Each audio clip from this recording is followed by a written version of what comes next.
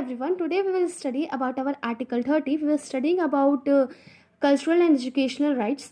तो उसमें हम आज 29 खत्म हो गया था, ओवर हो गया था. अब now will study about article 30. Article 30 बोलता है कि माइनॉरिटीज़ के पास राइट है कि वो इस्टेब्लिश और एडमिनिस्टर कर सकते हैं educational institution. Okay, one thing, मैंने आपको पिछले भी वीडियो में माइनॉरिटी बोला होगा, इस भी वीडियो में माइनॉरिटी बोला होगा. आपको एक रफ आइडिया तो होगा ही माइनॉरिटी क्या है, लेकिन अब मैं आपको सुप्रीम कोर्ट की लैंग्वेज में बताती हूँ कि माइनॉरिटी क्या है. सुप्रीम कोर्ट का कॉन्स्टिट्यूशन में तो कहीं डिफाइन नहीं है ना कि माइनॉरिटी मतलब क्या है. तो सुप्रीम कोर्ट ने बोला कि कोई सी भी कम्युनिटी जो कि 50% से लेस पॉपुलेशन है उसकी, किसी पर्टिकुलर स्टेट में सपोज कोई सी भी कम्युनिटी ले लो, उसकी पॉपुलेशन 50% से कम है, तो वो माना जाएगा उस पर्टिकुलर स्टेट के लिए वो माइनॉरिटी है.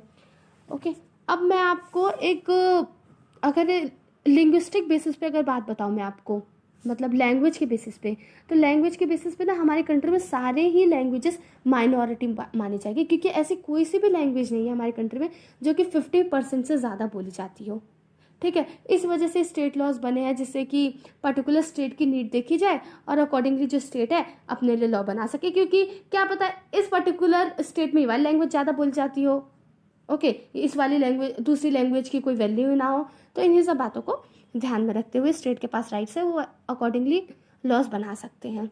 जो क्लॉज 1 है, अब क्लॉज 1 की बात करते हैं. 30 क्लॉज 1 वो माइनॉरिटीज़ को अवेलेबल है, चाहे वो रिलीजन पे बेस्ड हो या फिर लैंग्वेज में. उनके पास राइट है कि वो चाहे तो इस्टेब्लिश कर सकते हैं, दूसरा एडमिनिस्टर कर सकते हैं एजुकेशनल इंस्टीट्यूशन अपनी चॉइस का. अब ये जो वर्ड्स है, चॉइस मतलब क्या है, एडमिनिस्टर, एस्टैब्लिश तो मतलब एस्टैब्लिश मतलब क्या होता है, एग्जिस्टेंस में लाना. एडमिनिस्टर करना मतलब अकॉर्डिंगली लॉज बनाना कि क्या merit basis, not exactly related to merit, मतलब कौन से कम्युनिटी वाले लोग इसमें की परसेंटेज इतनी रिजर्व होगी. ओके, तो इन्हें सब यही सब रिलेटेड है एडमिनिस्टर मतलब. अब हम आते हैं अपनी अगली स्लाइड पे. इसमें एक केस की बात करते हैं. ये केस है saint Stephen college versus university of Delhi. इसमें कोर्ट ने कहा कि जो हम माइनॉरिटीज़ की बात कर रहे हैं ना, जो माइनॉरिटीज़ हैं वो इंडिया के सिटीजन होने चाहिए, कोई फॉरेनर को नहीं इंक्लूड किया जाएगा. देखो एक्सप्रेसली तो कहीं ऐसा मेंशन नहीं है ना. अभी आप लैंग्वेज पढ़ोगे तो कहाँ पे मेंशन है कि इंडिया को ही माइनॉरिटी बिलोंग करनी चाहिए, लेकिन ये अंडरस्टूड है कि ये जो सिटीजन्स है, जो माइनॉरिटी है, वो कौन होने चाहिए, इंडिया को ही बिलोंग करने चाहिए. वरना बाहर वाले इतने सारे लोग आ जाते हैं, यहाँ पे रहते हैं, वो भी तो माइनॉरिटीज में इंक्लूडेड होंगे ना. उनके लिए हम बात नहीं कर रहे, we are talking about citizens of India. अब यहाँ पे चॉइस मतलब क्या होता है. चॉइस मतलब होता है कि जैसे होता है ना कि वो जब एजुकेशन इंस्टीट्यूशन बना रहे हैं तो वो किसी भी पर्पस के लिए बना सकते हैं. पहला या तो अपने रिलीजन लैंग्वेज के लिए या कल्चर के लिए, या फिर अपने स्टूडेंट्स को, मतलब उस पर्टिकुलर कम्युनिटी के जो बच्चे हैं उनको एक थरो एजुकेशन प्रोवाइड करने के लिए भी दे सकते हैं. उनके ऊपर है कि वो सिर्फ कल्चर लैंग्वेज या रिलीजन के लिए बना रहे हैं, या फिर वो लोग उन्हें थरो एजुकेशन भी देना चाहते हैं. It's totally upon them. अब आते हैं हम अपने अगले स्लाइड पे. इसमें बात करते हैं एस्टैब्लिश एंड एडमिनिस्टर. देखो एक केस है इसके अंदर. एस्टैब्लिश मतलब मैंने ये आपको बता रखा है कि मतलब किसी चीज़ को एग्जिस्टेंस में लाना, एडमिनिस्टर मतलब अकॉर्डिंगली लॉज बनाना, है ना. अब वो लॉज किसी भी चीज़ से रिलेटेड हो सकते हैं, एज ग्रुप, इस पर्टिकुलर कम्युनिटी को, एक्सेट्रा एक्सेट्रा. तो एक केस इसमें एस अजीज बादशाह वर्सेस यूनियन ऑफ इंडिया. इसमें ये बोला गया था कि जो इसमें मुस्लिम कम्युनिटी थी, उन लोगों का कहना था कि जो अलीगढ़ मुस्लिम यूनिवर्सिटी है वो उन्होंने इस्टेब्लिश किया है. ओके, तो उनके पास राइट होना चाहिए अगर इस्टेब्लिश किया तो एडमिनिस्टर करने के लिए.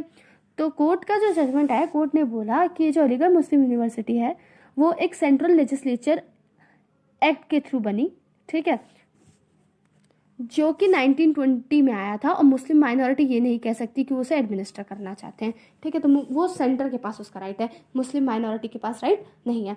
अब आते हैं अपने अगले साइड पे. ये बात करेगा क्लॉज 1A की. क्लॉज 1A में ये कहा गया है कि जैसे कभी क्या होता है ना कि जब ये एक्विजिशन ऑफ प्रॉपर्टी होता है ना, प्रॉपर्टी ली जाती है तो मुआवजा दिया जाता है, अकॉर्डिंगली कंपनसेट किया जाता है. तो अगर मान लो किसी एजुकेशन इंस्टीट्यूशन की प्रॉपर्टी ली जा रही है, अब प्रॉपर्टी होल्ड करना तो एब्सोल्यूट राइट नहीं है ना हमारे पास. पहले हुआ करता था, पहले, अब तो नहीं है ना. अब वो हमारा लीगल राइट है, अब वो हमारा फंडामेंटल राइट नहीं है. Okay, what is the difference between fundamental right and legal right? If you know तो मुझे कमेंट में बताओ कि फंडामेंटल राइट और लीगल राइट में डिफरेंस क्या है.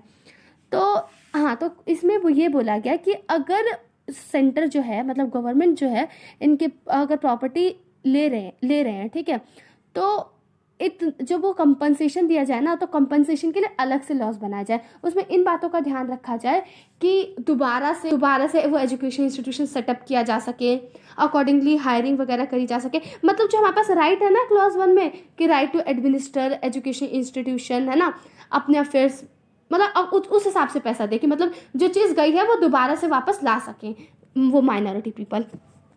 इन शॉर्ट दोबारा से उसे इस्टेब्लिश और एडमिनिस्टर कर सके अपनी मर्जी से, इतना फाइनेंशियल सपोर्ट होना चाहिए।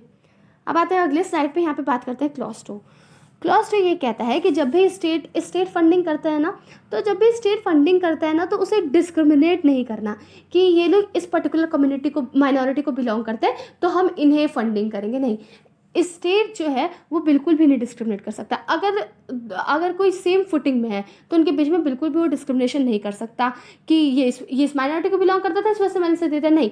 कोई रिजनेबल ग्राउंड्स होने चाहिए, ये डिस्क्रिमिनेशन बिल्कुल भी अलाउड नहीं है। ओके, चाहे वो डिस्क्रिमिनेशन जो है लैंग्वेज के ऊपर हो या रिलीजन के ऊपर, इन सब का ध्यान रखना है। तो स्टेट जो है उसे विदाउट डिस्क्रिमिनेशन फंडिंग करनी है, एड प्रोवाइड करना है। आई होप आपको ये समझ आ गया। हमने कल्चरल एजुकेशन राइट्स पढ़ लिया, आर्टिकल 29 में पढ़ा और आर्टिकल 30 में।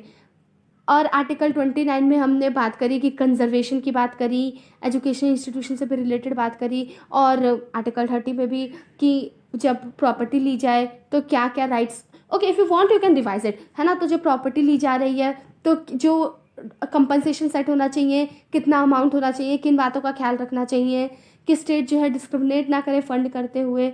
ओके, और उसके बाद किसी और कम्युनिटी को, माइनॉरिटी को ना मना किया जाए किसी माइनॉरिटी एजुकेशन इंस्टीट्यूशन में जो कि स्टेट को बिलोंग कर रही है, ओके, एडमिशन के लिए।